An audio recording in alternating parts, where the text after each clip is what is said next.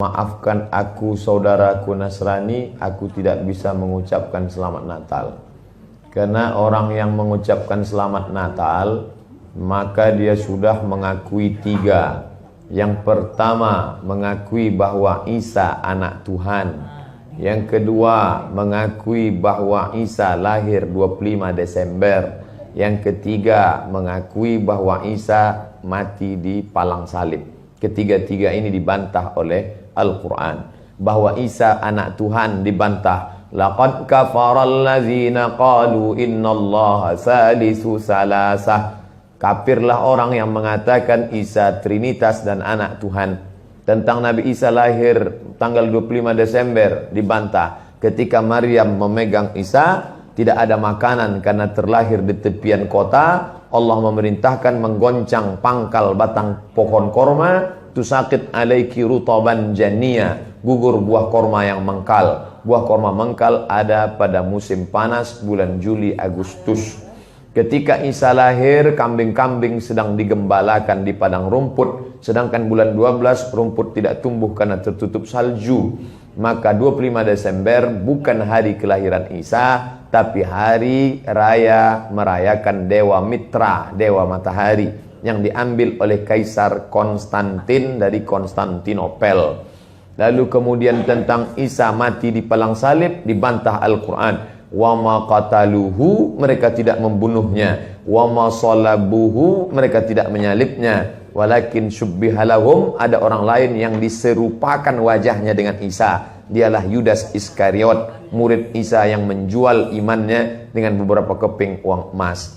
Saya punya kawan Kristen Masehi, tapi dalam masalah hubungan baik, masalah ngasih makanan, masalah beri pakaian, oke. Tapi kalau sudah terkait dengan akidah, wala ana abidu ma'abadtum wala antum abiduna ma'abud lakum dinukum waliyadin. Tentang masalah tahun baru, apakah 1 Januari itu bersih, tidak ada hubung kait dengan agama? Maka tidak benar. 1 Januari 2018 Masehi, seolah-olah Masehi terkait dengan Al-Masih Isa alaihissalam. Itu kalender dibuat oleh Kaisar Julian dari Romawi kuno. Kaisar Julian membuat kalender, maka dibuat nama dia Kaisar Julian, maka disebut Julian kalender. Lalu kemudian Julian kalender dibawa ke Vatikan, dirobah oleh Kaisar Raja Pendeta Paus Vatikan bernama Paus Gregorius. Maka sampai sekarang disebut dia dengan Gregorian Calendar. Lalu kemudian ketika terbentuk PBB, United Nation, Persatuan Bangsa-Bangsa, bingung mau pakai kalender apa? Di dunia banyak sekali kalender. Maka diseragamkanlah, dipakailah Gregorian Calendar. Yang sebelumnya kita kerajaan Pasundan, Kerajaan Demak, Kerajaan Riau, Sendripura itu pakai kalender Hijriah. Termasuk Yogyakarta pakai kalender Saka, karena Sultan Agung Jawa mengkawinkan antara kalender Jawa dengan kalender Hijriah. Karena ingin mendamaikan antara Jawa dengan Islam. Maka setiap menyambut tahun baru Saka sekaligus menyambut tahun baru Hijriah.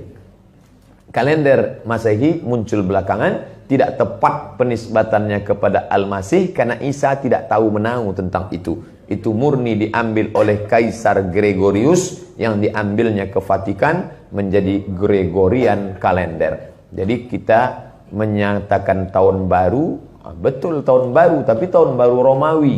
Tahun baru Romawi, jangan kaitkan kepada Isa alaihissalam. Dia masih terkait. Adapun tahun baru Jepang tak ada terkait dengan akidah. Nah, ini tahun kalender yang baru.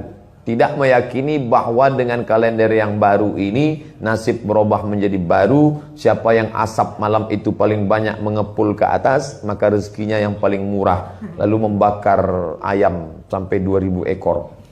Nah, oleh sebab itu saya anjurkan anak-anak muda, remaja-remaja masjid, tanggal 31 malam tanggal 1 setiap masjid semuanya buat kajian, iktikaf, zikir, muhasabah supaya jangan keluyuran ke sana kemari. Hanya 2 saja.